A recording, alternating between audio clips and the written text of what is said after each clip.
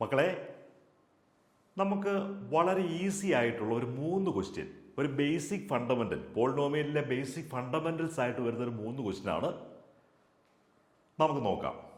Right the coefficient of x square in each of the following.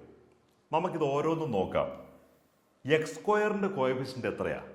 ദാ നമ്മൾ അതിനു മുമ്പ് തന്നെ ഈ കോഎഫിഷ്യന്റ് എന്ന് പറഞ്ഞാൽ എന്താണ്?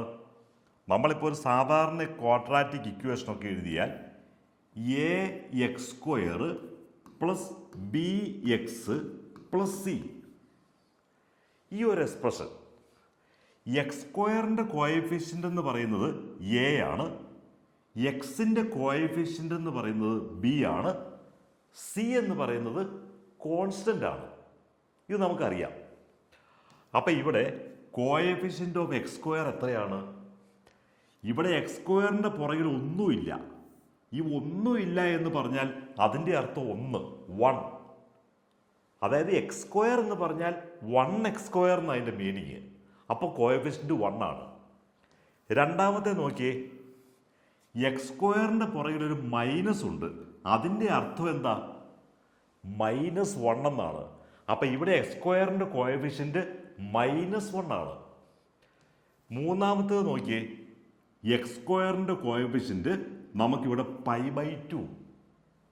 നാലാമത്തെ നോക്കിയേ, ഇവിടെ എക്സ് സ്ക്വയർ എന്ന് പറയുന്ന ഒരു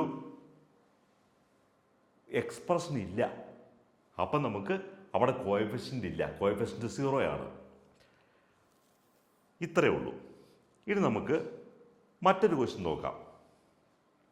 C, give 1 example each of the binomial of degree 35 and A monomial of degree 100. ഇതെങ്ങനെ നമ്മൾ ചെയ്യുന്നത്? നമ്മൾ ആദ്യമേ ബേസിക് ഫണ്ടമെന്റലിൽ തന്നെ സാർ ആദ്യത്തെ വീഡിയോയിൽ ബൈനോമിയൽ എന്താണ്, മോണോമിയൽ എന്താണ് എന്ന് പറഞ്ഞു തന്നതാണ്. ബൈനോമിയൽ എന്ന് പറഞ്ഞാൽ നമുക്ക് 2 ടേംസ് ഉണ്ടാവും. ബൈനോമിയൽ ഓഫ് ഡിഗ്രി 35, അപ്പം നമുക്ക് വേണമെങ്കിൽ 3x⁻35 പ്ലസ് 2x സ്ക്വയർ ഇങ്ങനെ എഴുതാം. ഡിഗ്രി 35 എന്ന് പറഞ്ഞാൽ അതിൻ്റെ അർത്ഥം എന്താ?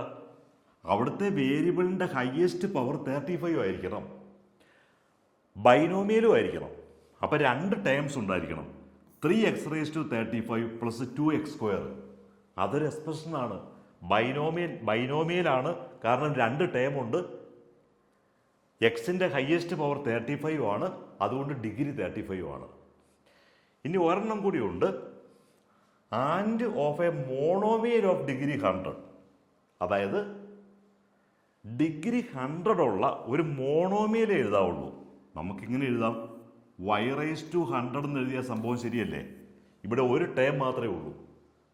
അപ്പം മോണോമിയൽ ആണെന്ന് പറഞ്ഞതുകൊണ്ട് ഒരു ടേം മാത്രമേ വരാവുള്ളൂ.